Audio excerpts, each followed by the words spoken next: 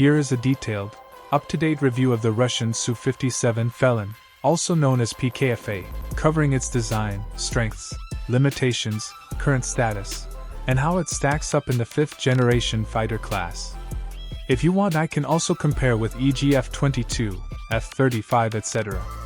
Overview. The Su-57 is Russia's 5th-generation, multi-role stealth/air superiority fighter, developed by Sukhoi, United Aircraft Corporation/Rostec. Its goals include high maneuverability, including super maneuverability, stealth, low observability, supersonic cruise, super cruise, without afterburners, advanced avionics and sensor fusion, the ability to engage both air and surface/ground targets, including standoff weapons or even potentially hypersonics. It first flew in prototype form in 2010 under the PKFA program. Its development has been incremental, with various prototypes, testing, limited serial production, and gradual upgrades.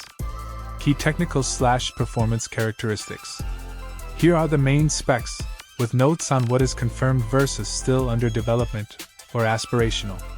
Attribute current/interim performance future/target/upgraded capability.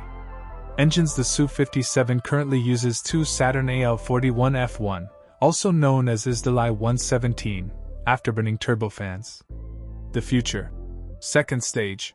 Engine is Izdalai 30, sometimes called AL-51F1. This new engine aims to deliver higher thrust, both with and without afterburner, lighter weight, fewer parts, lower maintenance, better fuel efficiency, reduced infrared/radar signature, improved nozzles, etc. Thrust/speed with current engines. Dry thrust 88 to 93 knots each, with afterburner 142-147 kn.